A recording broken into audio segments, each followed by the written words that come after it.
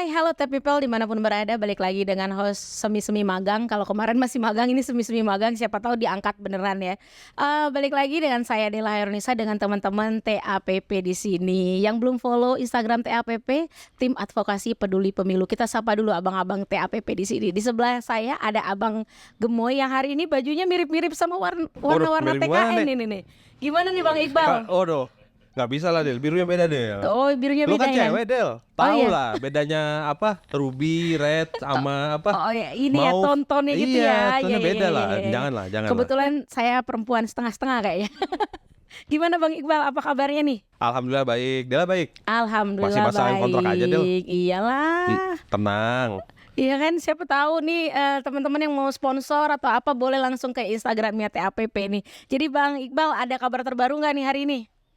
Kabar terbaru apa ya? Kabar terbaru ya mungkin itu ya.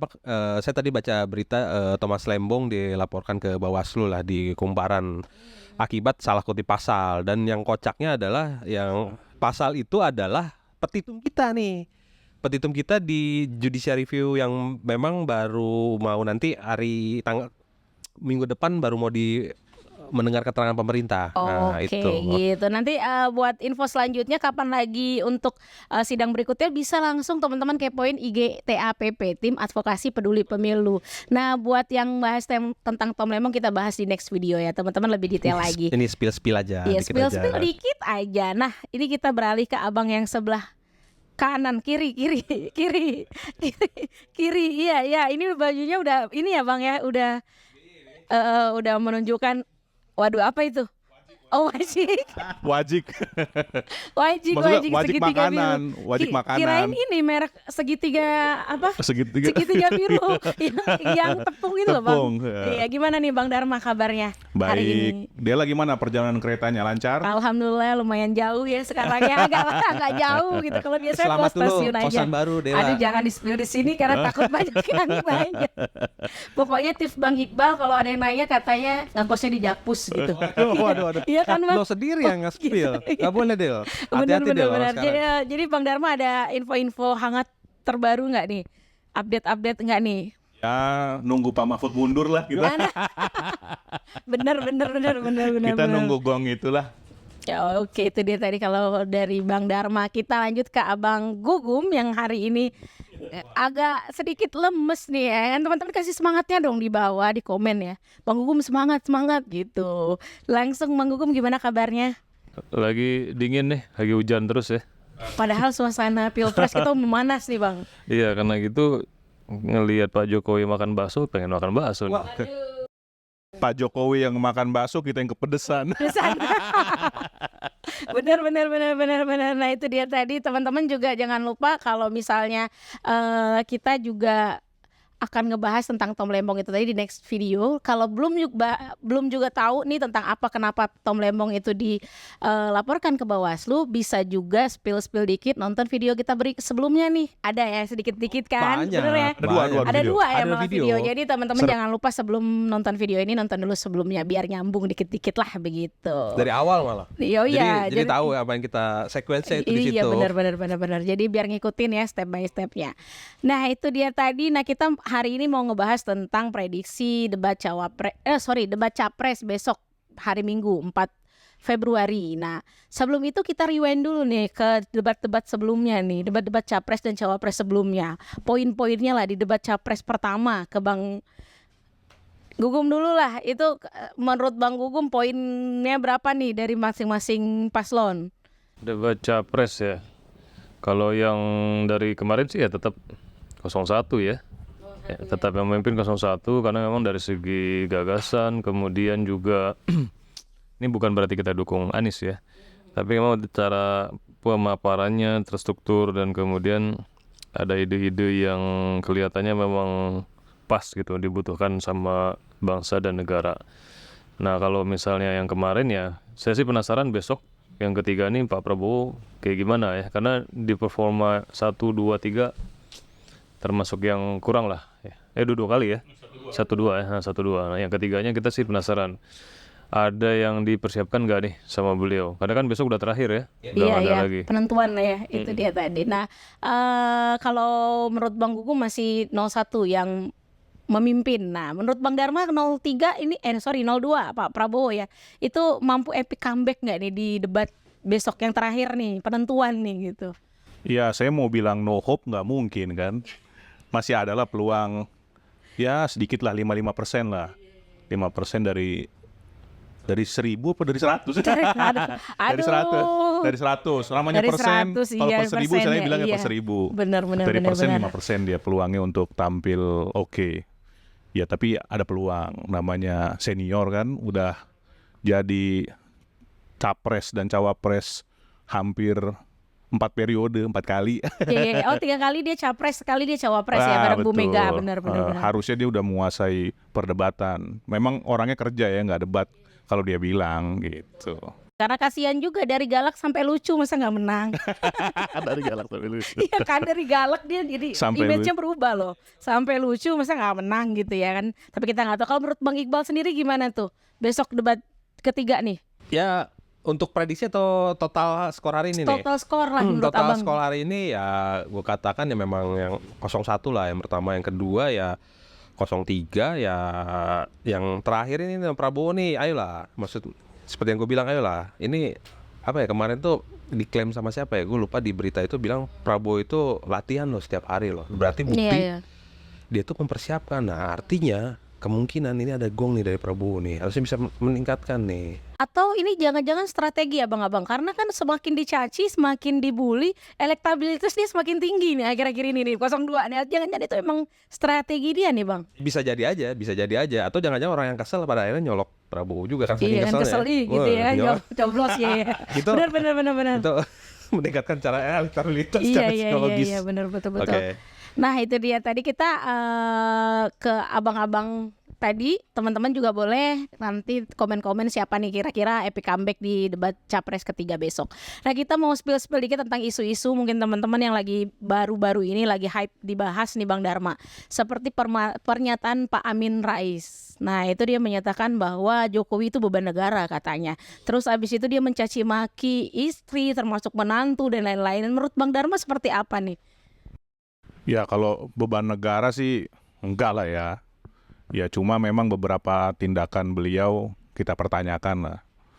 Ya pro dan kontra. Walaupun dari sisi pengetahuan dan yang kita lihat sendiri gitu. Ya beliau memang masih di rel formil hukum.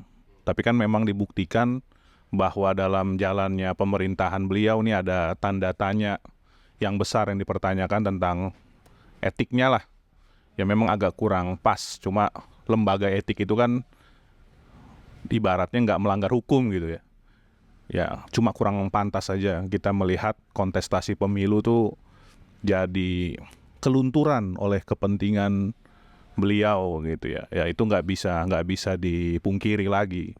Yang menganggap itu nggak ada masalah cuma pendukung beliau dan beliau pribadi gitu. Tapi kan orang lain bahkan yang objektif, para guru-guru besar kita lihat juga ya pada protes lah, kurang pantas yang dilakukan beliau. Ya mudah-mudahan bisa kembali ke tracknya dibawa oleh Pak Jokowi. Walaupun ya saya kurang ini ya, masih kurang oke lah jalannya. Dan pernyataan Pak Amin Rais itu saya juga mau bilang ya nggak sepenuhnya salah juga. Ya beliau punya hak lah dalam reformasi ini.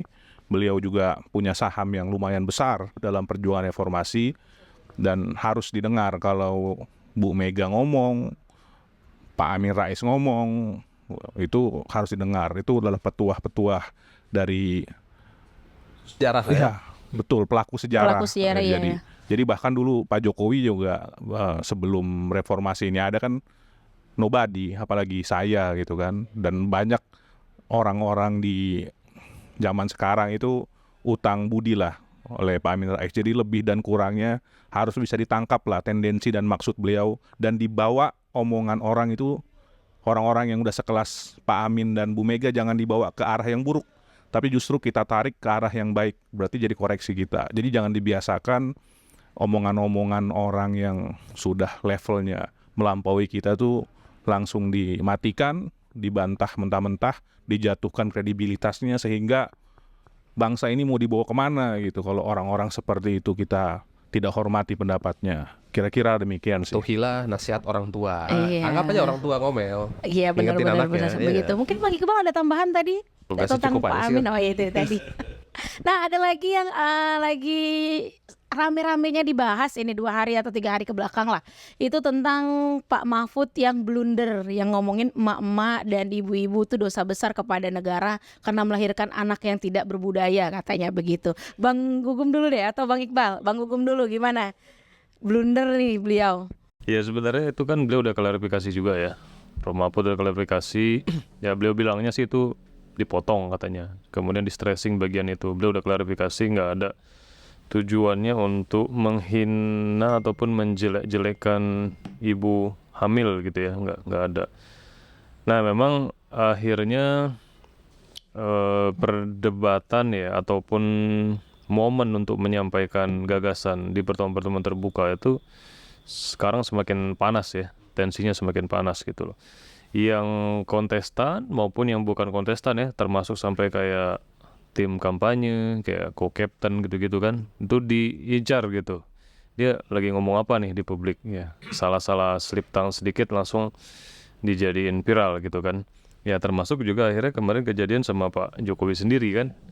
Pak Jokowi memang bukan kontestan nih gitu kan, tapi ketika beliau salah ngomong masalah bebas kampanye, boleh memihak gitu kan, akhirnya dijadikan poin serangan juga. Walaupun sebenarnya nggak secara terang-terangan akan merugikan salah satu paslon gitu kan, tapi secara nggak langsung kayaknya ada pengaruhnya kepada salah satu pasangan calon sehingga kemudian beliau harus mengklarifikasi itu gitu kan. Sebenarnya kan ya kalau beliau salah-salah itu kan nggak perlu juga mengklarifikasi. Nah soal Prof Mahfud sih satu catatan ya, saya ngelihat dari kampanye Prof Mahfud sama Pak Ganjar nih chemistry-nya agak kurang. Iya. Iya kan? Iya Iya kan benar. sih? Nah paling itu masukan buat Prof Mahfud sama Pak Ganjar, mungkin harus sering-sering muncul bareng gitu ya. Kalau yang lainnya chemistry-nya oke tuh, Ganjar, Pak Prabowo, Gibran, kemudian Anies Anies Caimin gitu kan. Nah Pak Mahfud sama Pak Ganjar nih, kalau perasaan saya sih ya, nggak tahu gitu. Nah paling itu juga, jadi ketika ngomong ya mungkin gagasannya harus ditemuin dulu, jangan-jangan dua-duanya punya Jarang ngobrol. iya, jarang ngobrol, atau memang kalau bahasanya Romi itu jangan-jangan satu bantal dua mimpi gitu ya. Itu Aduh, satu bisa itu keren. Jangan-jangan Quote of the day, satu dua- bantal dua mimpi. Jadi tidurnya masih bareng, mimpinya iya, beda. Iya benar. Ya karena kelihatan sih kurang chemistry, menurut saya juga begitu, karena di beberapa kalau ngikutin mungkin abang-abang di sini kalau nggak main TikTok nih ya. Nah di TikTok tuh lagi FYP tuh. Iya lagi FYP tuh kalau kurang chemistry, kayak ini lagi salah paham atau apa gitu, lagi banyak banget dibahas juga gitu. Jadi bukan kita aja yang berpikir begitu. Maksudnya mungkin Bang Iqbal ada tambahan tentang tadi blundernya Pak ya Mahfud memang ini? apa ya, dalam pemilu tuh kita harus sangat berhati-hati statement ya, salah dikit di pelintir itu aja. Memang kita nggak tahu ya sejauh mana pengaruhnya terhadap elektabilitas ya. Ya itu ya jadi permainan biasa lah mungkin gitu sih kalau menurut gua sih, dalam pemilu lah begitu. Mungkin nanti ada dari blunder dari siapa lagi ya? Ya karena dicari-cari kesalahan gitu Iya, ya, itu cari-cari dia. emang sengaja dicari kesalahannya gitu. Kita balik lagi nih ke topik utama kita, prediksi tentang debat ketiga atau debat terakhir. Itu kan penentuan lah, bisa kita katakan penentuan, karena beberapa hari lagi kita pemilu 14 Februari ya teman-teman. Nah itu debat ketiga itu temanya kesejahteraan sosial, kebudayaan, pendidikan, teknologi informasi, ketenaga kerjaan, SDM dan inklusi. Nah, Bang Iqbal nih sedikit tentang tema ini yang banyak ini tadi nih. Kira-kira siapa yang paling menguasai dari 3 paslon? Waduh, dari tema ya memang kalau gue sih terfokus kepada ini ya, apa? Ini banyak juga ya temanya ya. Mungkin dari segi pendidikan kali ya. Pendidikan prediksi gue yang lebih unggul adalah Anies. Karena setahu gue kemarin programnya beliau adalah untuk kesejahteraan guru. Karena dan pengalaman beliau pula sebagai Menteri Kebudayaan dan Pendidikan ya. Terus yang mungkin yang kedua adalah di Ganjar ya. Ganjar itu kemarin sempat mengutarakan program itu apa namanya itu satu desa satu sarjana ya. Itu Satu kakak, satu kakak. satu kakak satu sarjana satu ya. kakak Nah kayaknya, itu satu kakak. ide bagus juga lah, ide baru juga. Nah ini yang gue bingung nih, justru yang ini nih, yang Prabowo nih apa ya? Soal Bukannya abang pendidikan. dari awal abang Nah, gemoy. apakah program makan gratis dan susu itu? Karena terakhir itu gue baca di medsos, Gibran tuh bilang bahwa program makan siang dan susu gratis itu adalah investasi untuk anak muda di masa depan. Nah, investasi apakah yang makan siang? Apakah itu akan meningkatkan kesejahteraan kita atau itu meningkatkan pendidikan kita? Kan ya masih gimana ya? Nggak inilah abstrak ya maksud gue. Itu mungkin ya. Mungkin yang kedua soal isu kebudayaan ya. Memang isu kebudayaan ini kemungkinan gue sih menjagokan dari pihak Ganjar justru karena kecenderungan khusus seniman itu bergabung kepada PDIP ya. Ya mungkin banyak lah di PDIP itu kaum budayawan seniman. Mungkin kalau untuk budaya mungkin Anies agak kurang ya. Prabowo belum tahu nih gue soal segi budaya apa. Mungkin penekanan apalagi ya dari segi teknologi informasi. Nah ini nih yang penting nih. Mungkin teknologi informasi ini ya kita bahas inilah bahayanya AI lah, terutama di pemilu sekarang ya penggunaan AI. Entah itu bakal muncul apa enggak ya. Soal AI itu, terus soal kesehatan ya kita masih masalah berkutat BPJS, pelayanan kesehatan yang buruk. Ketenaga kerjaan ya penyedia lapangan kerja ya mungkin kalau penyedia lapangan kerja ya soal SDM ya sama aja ya dengan pendidikan SDM paling soal inklusi ya soal inklusi ya soal toleransi lah, tapi isu-isu itu akhir-akhirnya rasa-rasanya udah nggak terlalu ini ya dibanding Pilpres yang 2019 ya yang kentara banget segmen agama dimainkan ya mungkin isu itu mungkin nggak akan diulangi lagi ya di Pilpres ini, atau ada bahkan salah satu yang mencoba mengorek-ngorek di soal inklusi itu di Pilpres kali ini ya kita nggak tahu lah, mungkin itulah pandangan dari gua. Itu dia tadi pandangan dari Bang Iqbal. Wah, aku mau beralih sebentar ke Bang Gugum mengenai tentang kesejahteraan sosial nih, kesejahteraan sosial bansos dan rentetan. Kalau nggak salah ingat mungkin boleh dikoreksi itu Pak Jokowi di tahun 2013 pernah mengatakan nggak mau ngasih bansos lagi katanya gitu. Nah, tapi kan sampai sekarang masih ada nih bansos gitu-gitu. Nah, menurut Bang Gugum gimana nih besok untuk debat dibahas nggak ini? 2013 itu kalau nggak salah Pak Jokowi cuman bilang dia bukan nggak setuju dengan bansos. Waktu itu kan di era pemerintahnya Pak SBY, cuman beliau ngasih pendapat aja apakah nggak lebih baik untuk yang lain gitu kan. Nah, memang kesejahteraan sosial ini perlu akan jadi isu yang menghangat mungkin ya besok ya satu sisi ya. Karena sebenarnya peta negara dalam menegakkan ataupun mengentaskan kemiskinan tuh kayak apa misalnya. Banyak yang kalau kita lihat ya, menurut saya sih cara mengentaskan kemiskinan itu bukan dengan bansos ya. Gitu, karena kan orang tuh bukan cuman kan bansos itu kan tiap bulan ya, cuman dikasih misalnya kayak sekarang ini ada 200.000 per bulan ya, itu kan dia hanya nambah sedikit gitu ya untuk kebutuhan rumah tangga gitu, atau misalnya petani lagi ada masalah dengan panennya lalu dikasih subsidi, itu kan nggak selalu gitu ya.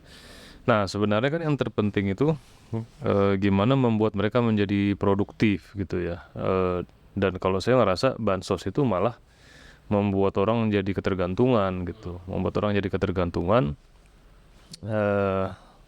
sehingga dan akhirnya orang tuh jadi nungguin gitu nanti, dan khawatirnya ya karena dia dikasih seperti orang disuapin begitu ya, walaupun sebenarnya butuh masyarakat kita ya, ada memang golongan yang memang membutuhkan itu, tapi sebenarnya negara itu harus mampu membuat masyarakat itu mampu berdikari lah gitu. Nah, jadi kesejahteraan itu menurut saya konsepnya harusnya bukan kesejahteraan yang membuat mereka berpangku tangan gitu, kemudian cuma nerima aja gitu, nggak pernah berpikir untuk sebenarnya mereka punya potensi tapi nggak mau ngebangin gitu, nggak dikasih supportnya, ekosistemnya nggak dibikin. Nah, tapi mungkin entah apa ya latar belakangnya sekarang nih bansos juga lagi gencar-gencarnya gitu kan. Walaupun kiri kanan udah banyak nih pernyataan-pernyataan yang miring gitu kan mengenai masalah bansos ini. Cuman kayaknya pemerintah ya tetap aja dijalanin gitu ya. Nah, saya pribadi sih ngerasa mestinya bansos ini di tahun politik ya, di tanggal-tanggal yang mendekati masa kampanye dan pencoblosan harusnya ditunda sih dulu. Bukannya dihapus ya, karena memang masyarakat kan butuh ya, itu kan butuh. Tapi mestinya tuh kayak Bapak Presiden ya dan jajaran itu punya sensitivitas lah bahwa ya kalau misalnya kepala negara kan harus menjaga jarak ya dengan keberpihakan itu lah. Nah, akhir-akhir ini tuh orang jadi bingung gitu. Menjaga jarak dengan keberpihakan tuh ada nggak sih netralitas gitu? Nah, bilangnya netral gitu kan, tiba-tiba tapi Menyatakan boleh dong. makan bakso lagi gitu kan, makan bareng lagi. Udah di kiper kebobolan 2 gol. Dua gol. Apa artinya dua tuh bro? Nggak ngerti Nggak juga. ngerti ya. Simbol apa tuh? Nggak tahu Satir ya. gitu ya ini Artinya ya. nggak kebobolan 3 gol. Oh gitu. Nah terus juga dan ya begitu. Jadi kayak harusnya ya mungkin besok akan jadi materi ya pembahasan itu. Saya nggak tahu deh apakah Pak Anies akan nyerang masalah bansos gitu kan. Ya mudah-mudahan sih. Harus ya. Siapa tahu gitu ya. Iya. Kalau nggak bahas kan rugi dong. Ya gitulah kira-kira ya. Itu dia tadi kalau dari Bang Gugum. Ini kita berlanjut ke Bang Dharma dengan topik yang hangat juga nih Bang, tentang teknologi informasi, inklusi gitu. Itu gimana menurut Bang Dharma besok di debat itu dibahas tentang apa dan menjadi concern utamanya lah dari topik tersebut? Ya, teknologi informasi jelas kan tentang belum tercapainya internet di seluruh desa gitu kan. Dan juga masalah data perlindungan, dan masih banyak banget sebenarnya PR kita. Dan juga masalah kemarin ada masalah di korupsi di Kementerian BTS tuh, di Kementerian Kominfo. Iya, Kementerian Kominfo yang ngurus BTS kan, Iya benar. sama Bakti ya kan, sampai ditangkap menterinya dari Partai Nasdem, bukan partai pengusung, kayak gitu. Pengusung calon sekarang gitu, ya gitu deh. Ya itu kan jadi PR. Belum lagi masalah sederet masalah kurangnya kita SDM ya dalam bidang teknologi informasi. Maksudnya SDM itu SDM yang handal dan terlatih, karena kita lihat juga banyak perusahaan-perusahaan teknologi ini masih pakai konsultan luar tuh, bukan pakai orang kita. Berarti ini kan tanda ya kita masih perlu digenjot super cepat, karena mau gimana lagi itu nggak bisa ditahan. Apa sekarang udah 4.0 ya, apa mau 4.1 apa mau 5.0 kita nggak tahu tuh, tapi kan semakin cepat lajunya dan itu nggak bisa kita hadapi kecuali dengan SDM yang berkualitas di sana. Terus masalah inklusi, Keberagaman. gitu ya. keberagaman. Sebenarnya masalah inklusi ini hanya terjadi 5 tahun sekali sebenarnya. Betul, Dan betul. Indonesia itu nggak perlu diajari lah masalah toleransi. Toleransi. Nggak betul. perlu sama sekali diajari masalah toleransi. Sedangkan tagline kita, moto negara kita aja terpampang di mana-mana, Bhinneka Tunggal Ika. Benar, Itu benar. kan gambaran dari toleransi. Setiap hari Senin kita dibaca Pancasila tuh. Wah, itu kan gambaran besar toleransi kepada anak-anak SD kita. Jadi Anak-anak SD ya. iya, anak-anak SD. Kalau kita setahun sekali Oh, iya, upacara iya, itu pun betul. kalau nonton di TV gitu kan. Enggak deh, kayaknya aku udah berapa tahun nggak pernah. Nggak nonton pernah. juga. PNS Nggak, tiap hari Senin. Oh, PNS tiap hari Iya. Senin. Enggak, kalau yang orang swasta ya nonton setahun sekali aja Iya, gitu kan. benar. Nah, ya itu inklusi sebenarnya Indonesia nggak perlu lah diajari lah. Inklusi kita Terus pemilu ini juga kayak politik identitas dan lain-lain nggak hampir minim ya Bang ya, kalau menurut ya Abang kita kan tahu siapa yang Iya. mengobarkan itu. Iya.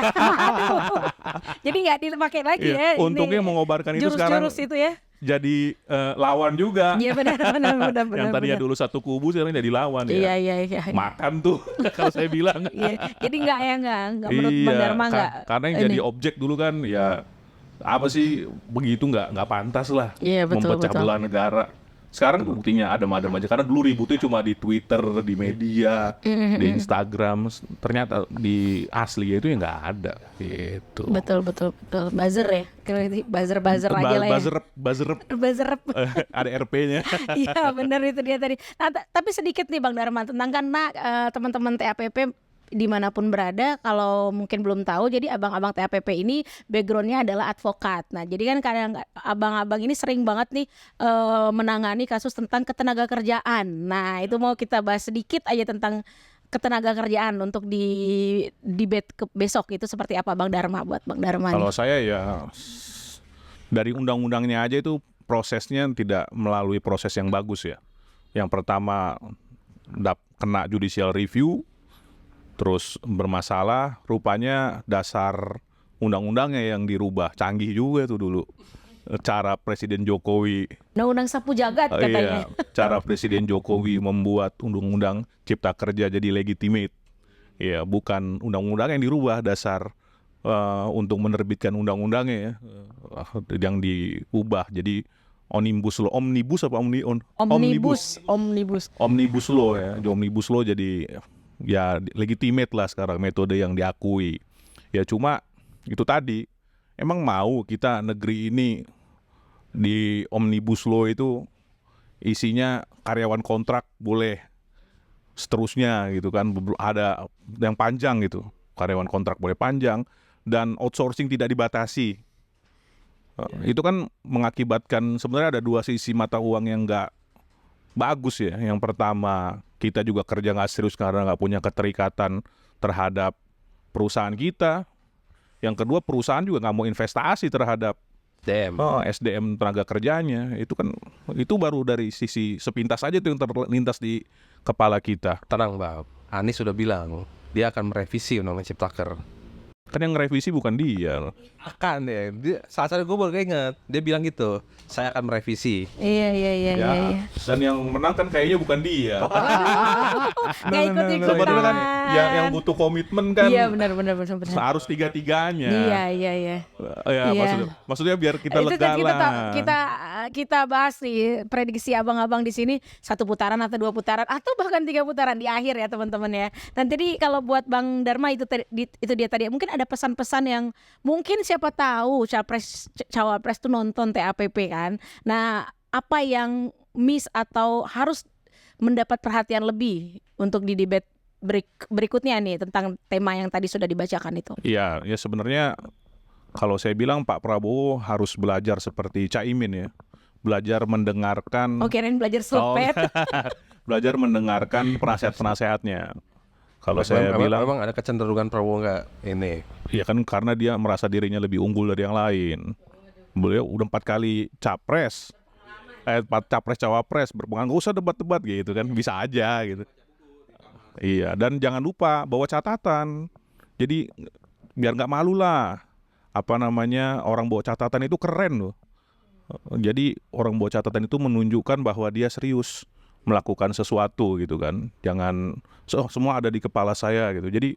Jadi orang-orang yang menghina bawa catatan itu sesungguhnya kurang belajarnya itu kayaknya. Asal Gitu. jangan catatan MK kata Caimin. Waduh.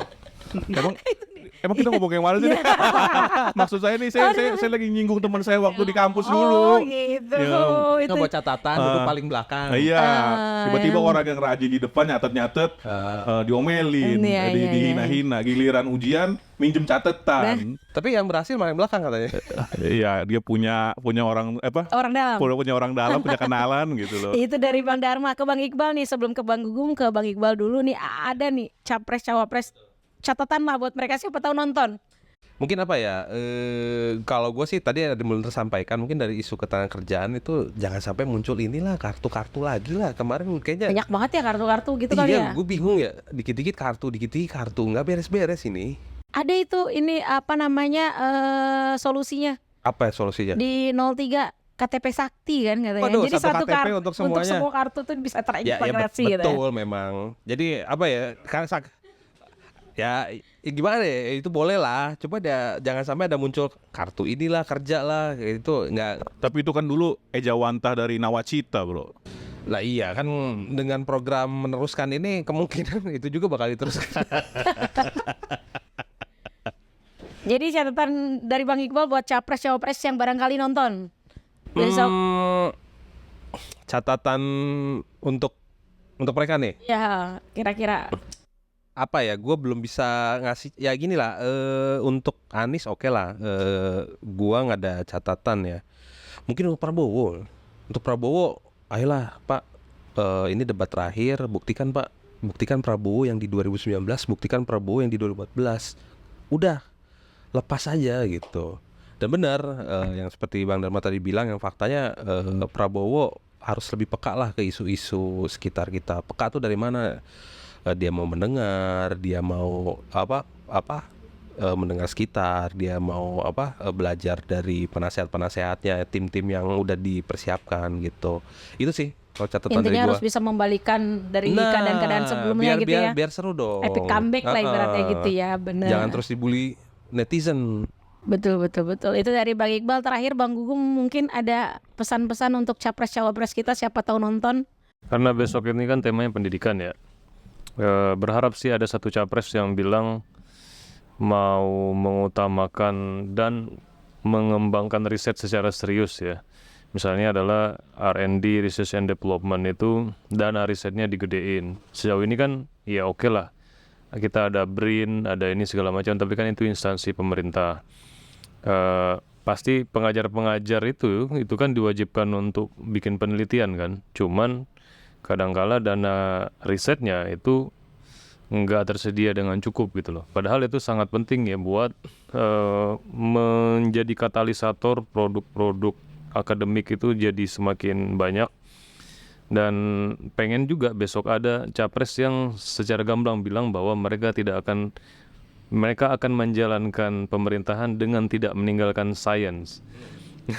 Soalnya belakangan ini ngerasanya aja ya, 10 tahun belakangan ini tuh kayaknya politik pemerintahan tuh berjalan sendiri gitu kan, tapi ilmu pengetahuannya, akademisinya itu nggak begitu diajak untuk membantu gitu program-program ataupun tugas-tugas pemerintahan. Ya kita lihat kayak contoh misalnya pas kita nanganin COVID lah, itu kan kelihatan simpang siur banget ya.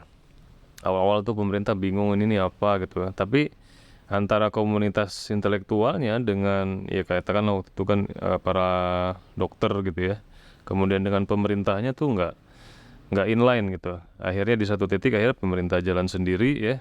Bahkan ada satu provinsi yang jalan sendiri juga kan waktu itu. DKI udah ngumumin duluan kan.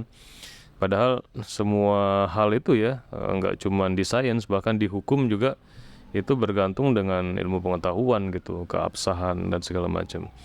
Nah, di dalam pemerintahan 10 tahun ini ada banyak uji coba di bidang hukum juga gitu. Nah, itu yang kita sebenarnya nggak pengen lihat lagi ya. Oke, itu sebagai sebuah terobosan, tapi kan ahli-ahli hukum dilibatkan secara serius lah gitu. Nah, termasuk juga sebenarnya teman-teman TAPP ini kan banyak melakukan gagasan-gagasan hukum yang baru kan.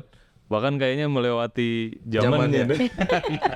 Mungkin orang baru notice Visioner. JR kita 2039 ya. Dan Iya, amin. cenderungnya prediktif kan. Kita ngajukan judicial review koalisi super dominan. Kita pengen mencegah koalisi partai itu nggak boleh dibiarin sewenang-wenang membuat koalisi super gemuk. Kenapa? Karena kalau dia jadi super besar banget, dia bebas tuh nentuin gameplaynya itu. Dia tentuin mau 2 pasangan kayak, mau 1 pasangan kayak indengnya, ataupun dia 2 pasangan, salah satu pasangannya tuh boneka kayak. Misalnya seperti di salah satu pilkada di wali kota atau di mana gitu ya. Nah, atau juga kayak judicial review kita ya, kita minta soal citra diri, AI diatur, soal kampanye, bebas nepotisme ya kan. Yang sekarang akhirnya baru meledak sekarang nih masalah itu. Jadi sebenarnya pengen masalah pendidikan besok itu ada yang serius gitu ya, ngembangin pendidikan, terutama riset sih sebenarnya, dana riset, supaya kita tuh udah jauh banget ketinggalan dari negara lain, dan kualitas riset kita tuh nggak bisa dibandingin gitu ya dengan negara yang lain. Padahal itu kan sangat menentukan kita bisa mandiri atau enggak gitu. Itu sih. Nah, kalau prediksi besok yang bisa bicara pendidikan sih kayaknya masih Pak Anies ya. Terus apa yang harus dilakukan ya, mudah-mudahan Pak Anies besok keluar gagasan yang serius. Ya nyerang-nyerang boleh lah. itu, tapi 80% bicara gagasan, di ujung sekali nyerang oke. Nah, kemudian si Pak Ganjar, saya agak ragu Pak Ganjar bisa bicara pendidikan bagus, tapi Pak Ganjar itu memang pengalamannya kan di DPR, kemudian di gubernur 10 tahun kan, mau hampir 10 tahun. Pengetahuannya tuh dekat banget dengan birokrasi gitu. Makanya soal kedaerahan, soal UKM, soal potensi-potensi lokal dia lebih fokus ke situ. Mungkin gagasan pendidikannya dia bisa memperkuat di situ. Nah, kalau Pak Prabowo ini saya bingung jujur aja. Mungkin pendidikan bangsa harus kuat, oke ya, harus punya. Itu pasti. Pasti.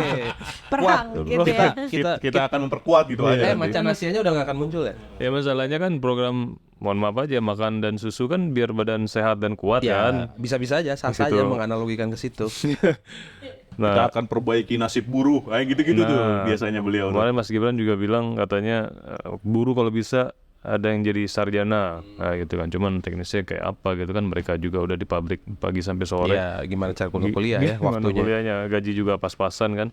Kasiannya ya mungkin kesejahteraan buruh ke arah sana. Nah, untuk Pak Prabowo ini itu yang saya bingung sih. Mungkin ya kita nggak tahu lah. Besok mungkin ada surprise-nya ya. Tiba-tiba beliau bisa bicara pendidikan misalnya.